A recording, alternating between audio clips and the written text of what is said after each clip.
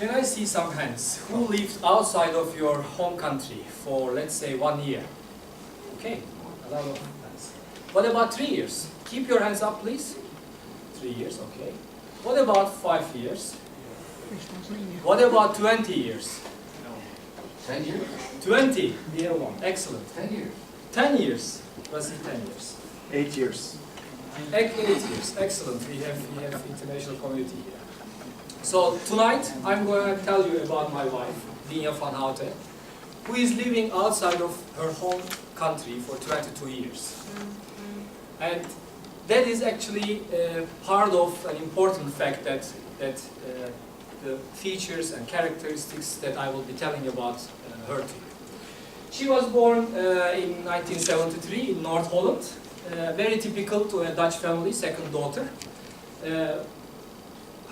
Hairs like white, very white. As you may know from the Dutch culture, I would say, they are a do-it-yourself nation.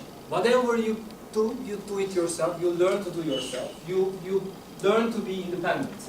So I saw many pictures, and I know my wife for now many years, that she does everything herself. That's really important.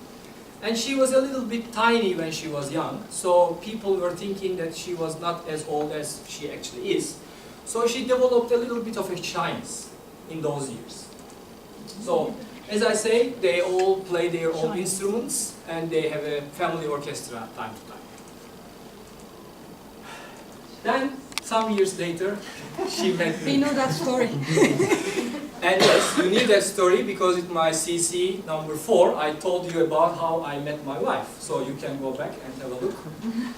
So that was how we looked like at that time. You see, I'm nearly the same. Much more cute. And we were like this, you know. We were always like this. So in the first years, we were in Turkey and we were really young. We were going to parties or so. And at that years, Dinja tried for serious jobs. She was fired 3-4 times and then got back another job all the time. But she's also whimsical. Whimsical is like you want to try everything at the same time. You don't stop and then you try different things. On those years, I remember she went to flamenco class and she's a good flamenco dancer. She went to photography and she did carpentry, different things. Then due to our life conditions, we moved to Germany. And then we have 2 babies. While she's really taking care of our babies, she did also several different work. One of them was silk painting. So that little thing actually takes somewhere like 2 to 3 hours. All the design belongs to the person. It's really precise art, I would say. And this is just a hobby. I mean, she's not selling or anything, but she likes doing these things, and she likes taking new courses and then just applies it in life. One of the things is that really she jumps from things to things. And in Germany, she went to a course that really touched her heart. That was felting. As you may know, felting is done with hot water and soap moved throughout the wool for a long time, and you can give shape to this material. And that's very natural material, and it can have a lot of different usages. And in Germany, she went to this course and she really enjoyed. So when we are back to Turkey, 2006 and 7, so we decided, or not we decided, but she decided that she will go deep in felt, so-called business. It never was a business, but she liked that. So some examples on that I have. There are many applications. She gave seminars to ladies, Saturday, all-day workshops. And I have one example that is, for example, design and the work and the time spent on this is enormous. I would say this takes about also 3-4 hours to do.